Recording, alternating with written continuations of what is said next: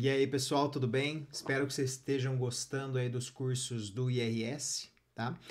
E no segundo capítulo, eu acredito que aqui os estudantes de medicina e fisioterapia, sobretudo, começam a criar um pouco mais de receio, né, em avançar com a leitura do livro do professor West. Por qual motivo?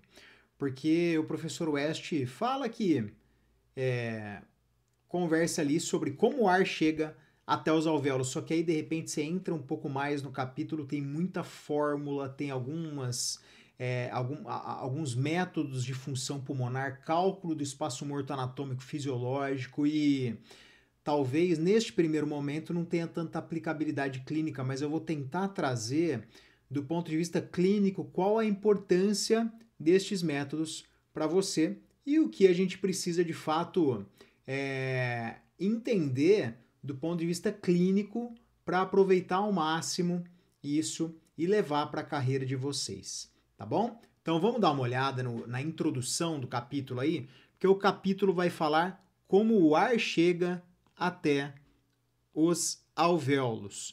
Deixa eu dar uma explicação rápida aqui junto com vocês. Ó. Vamos lá. Estão vendo aí, né? Então, olha só. Traqueia, bronco principal direito, bronco principal esquerdo. Esquece do lado esquerdo aqui. Vamos focar só do lado direito. Aqui, do ponto de vista esquemático, eu estou desenhando o meu pulmão envolto por uma fina camada, né? Que está adjacente a ele, eu não tenho nenhum intervalo entre as duas. Aqui é o pulmão, aqui eu vou desenhar uma unidade alveolar representando todas as unidades alveolares dessa estrutura, e aqui eu tenho a pleura visceral, tá? Eu tenho um espaço potencial entre pleura visceral e a pleura parietal,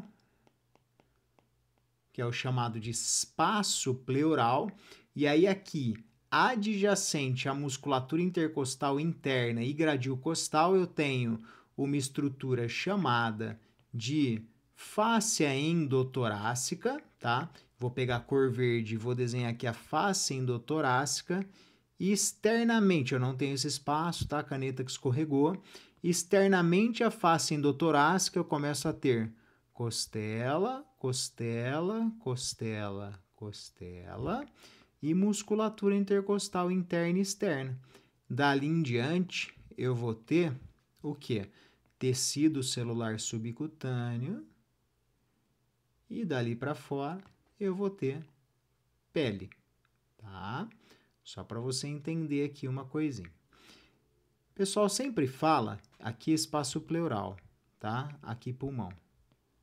Aqui vias aéreas, se eu tiver com a glote aberta aqui eu tenho pressão atmosférica 760 milímetros de mercúrio a nível do mar. A gente sabe que precisa extrair a pressão do vapor de água ali, tá? Mas vamos com calma. Sempre se falou que a pressão do espaço pleural é uma pressão negativa, mas na verdade ela nunca foi negativa, ela sempre foi subatmosférica. Menos 4, menos 6, quando comparado à pressão atmosférica que a gente convencionou chamar de zero, tá?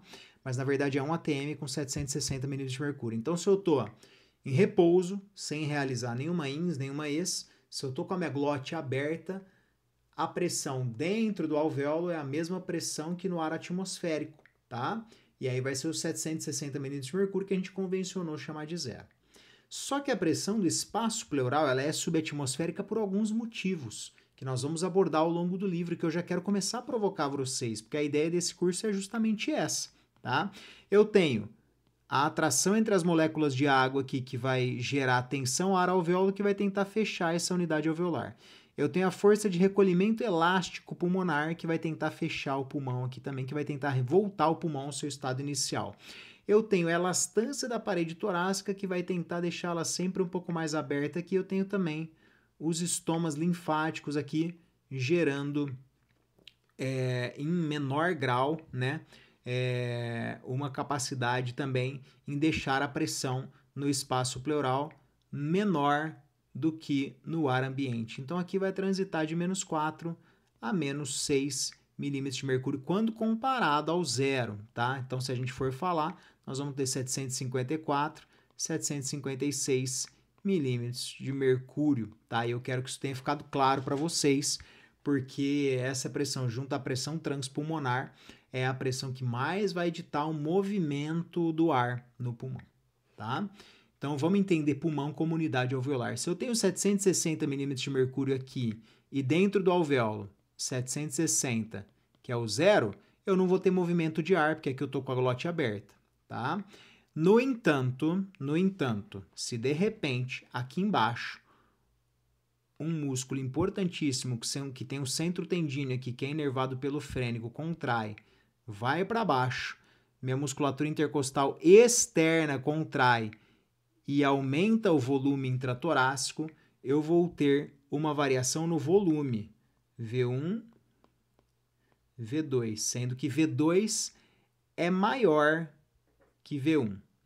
Só que P1, V1 é igual a P2, V2, se a gente for considerar que uma temperatura constante. T1, T2, vamos riscar a temperatura, vamos considerar a temperatura como constante aqui.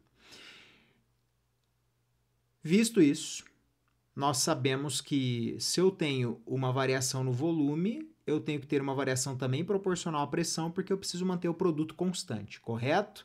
Então, se eu tenho um aumento do volume, a pressão vai fazer o quê dentro do gradil na cavidade torácica? Ela tende a diminuir. Se a pressão tende a diminuir no espaço pleural, o volume pulmonar também vai aumentar.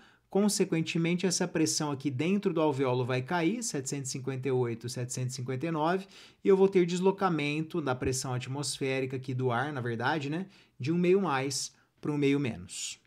Tá bom?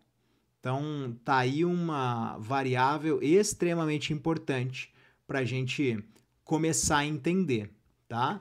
Tá aí uma variável que é de fundamental importância para a gente começar a entender que é esta variação de pressões aí para a gente poder ter o movimento do ar ali dentro, tá certo? Então, só para provocar vocês aí neste início.